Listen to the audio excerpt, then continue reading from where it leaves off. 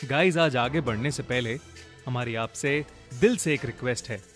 हम बहुत मेहनत करके आपके लिए एनिमेटेड हॉरर स्टोरीज बना रहे हैं और हमारे कुछ व्यूअर्स ऐसे भी हैं जिन्होंने अभी तक हमें सब्सक्राइब नहीं किया है। गाइस, अब और देरी नहीं, बस सब्सक्राइब बटन पर क्लिक करना है, एकदम फ्री है। चलो साथ करते हैं। 3, 2, 1 डन। कर दिया ना? पक्का ना? चलिए फिर शुरू करते हैं आज की कहानी।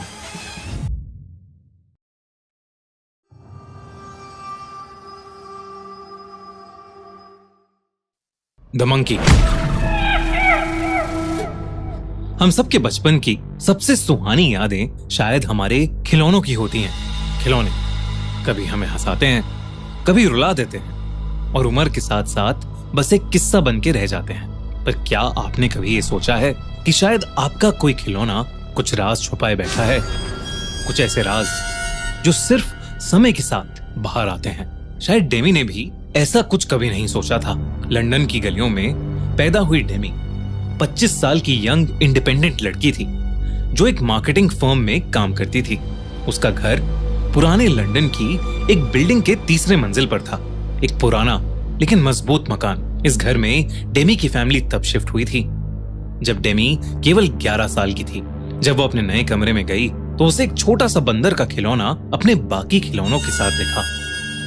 एक पुराना चाबी वाला बंदर जिसके हाथ में 2 डंडियां और एक छोटा सा ड्रम यानी एक छोटा सा झुंझुना था। उसकी नीली आंखें शीशे जैसी चमकदार थीं और चेहरे पर सिर्फ एक बड़ी सी मुस्कुराहट। 11 साल की डेमी के मन में उस बंदर को देखकर सिर्फ एक्साइटमेंट जगी।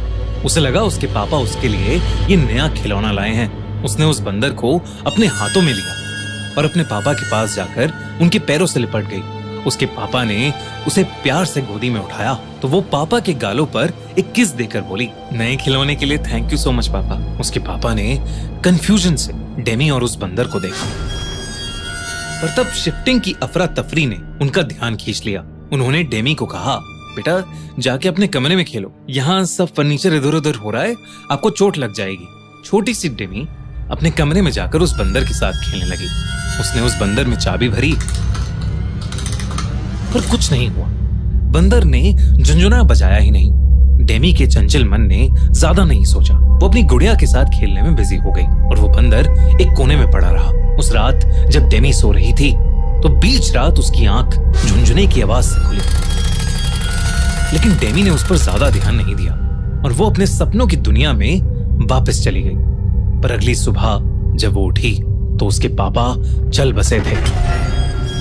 डेमी की मां ने रोते हुए उसे बताया कि उसके पापा को हार्ट अटैक आया था। हालांकि वहां मौजूद सभी लोग यही सोच रहे थे कि 35 साल के इतने फिट आदमी को हार्ट अटैक आया कैसे। पर नन्ही सी डेमी को मौत के बारे में क्या ही पता था। उसका सारा ध्यान उसके कमरे में पड़े उस बंदर के खिलौने पर था। डेमी को उस दिन वो बंदर बहुत अजीब सा लग रहा था, मानो इस दुख के माहौल में सिर्फ वो बंदर अजीब सी मुस्कान लिए मुस्कुरा रहा था। उस दिन के बाद वो बंदर एक शेल्फ पर ही पड़ा रहा। डेमी ने कभी उससे खेलने की कोशिश नहीं की, पर वो उस बंदर को अपने पापा की तरफ से एक आखिरी गिफ्ट मानती रही। इसलिए उसे फेंकने का ख्याल कभी डेमी के दिमाग में आया ही नहीं। समय का पहिया घूमा और धीरे धीरे वो बंदर भी डेमी के बाकी खिलौनों के साथ एक स्टोर रूम में चला गया।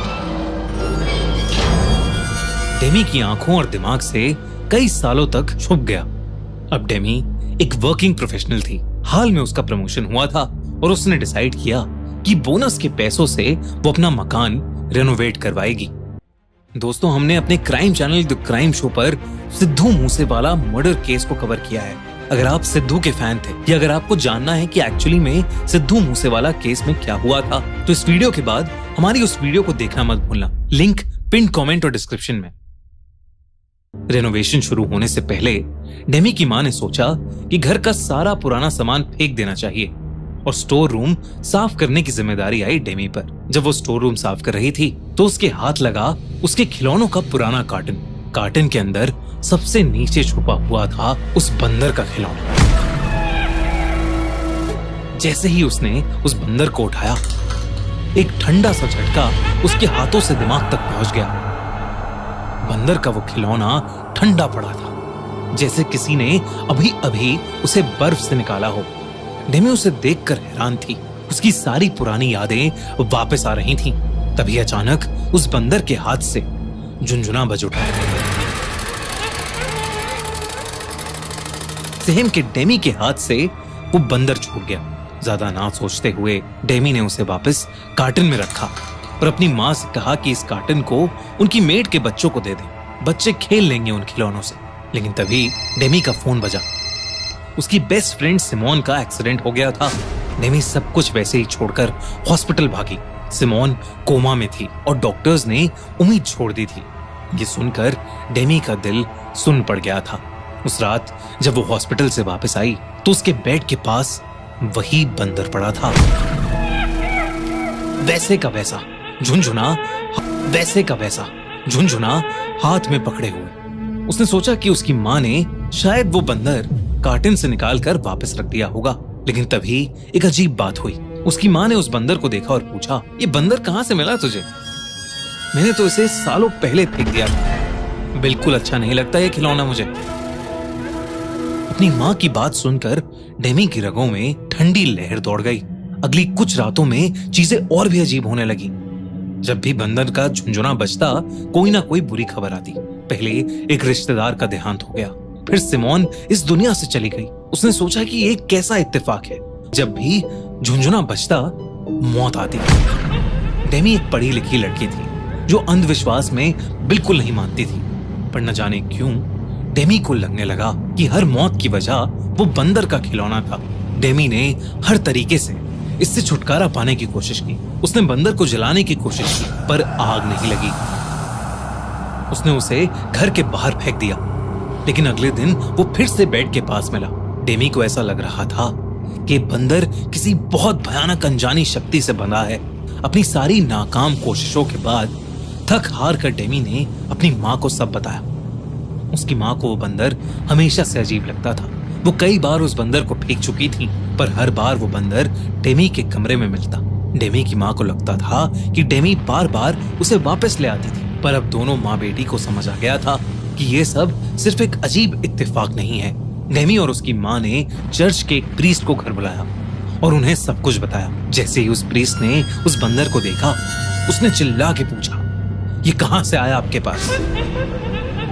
डेमी ने घबराकर उस प्रीस्ट को बताया कि ये उसके पापा लाए थे। और तब उस प्रीस्ट ने बताया कि ये बंदर उसके पापा नहीं लाए थे, बल्कि ये बंदर इस घर से हमेशा से जुड़ा है। और ये बंदर कोई आम खिलौना नहीं है, बल्कि एक ऐसा खिलौना है जो भयानक रूप से श्रापित है और उस पर एक शैतान का वास है। उस प्रीस्ट ने बताया कि वो खिलौना उस घर से कभी नहीं जाएगा। बेहतर यही होगा कि डेमी और उसकी माँ इस घर से हमेशा हमेशा के लिए चले जाएं। जब तक उन लोगों पर उस खिलौने का साया है, तब तक उनकी जिंदगियां इसके झुनझुने से जुड़ी हुई हैं। जब जब उसका झुनझुना बजेगा, तब तब किसी की मौत का फरमान लिखा जाएगा। दोनों माँ बेटी घबरा गए और उन्होंने उस प्रीस्ट की बात मान ली। लेकिन घर छोड़ने से पहले उस प्रीस्ट ने उस घर का एग्जॉर्सिज्म किया और उस बंदर के खिलौने को एक बक्से में डालकर उस बक्से को क्राइस्ट के लॉकेट से बांधकर ताला लगा दिया। अगली ही सुबह डेमी और उसकी माँ ने वो घर छोड़ दिया। फिर कुछ महीनों बाद उस घर में नए ओनर शिफ्ट हुए। उनका एक 8 साल का बेटा था, जिसे अपने कमरे में फिर से वही बंदर का खिलौना मिला और वो इस बार भी वैसे ही झुनझुना बजा रहा था।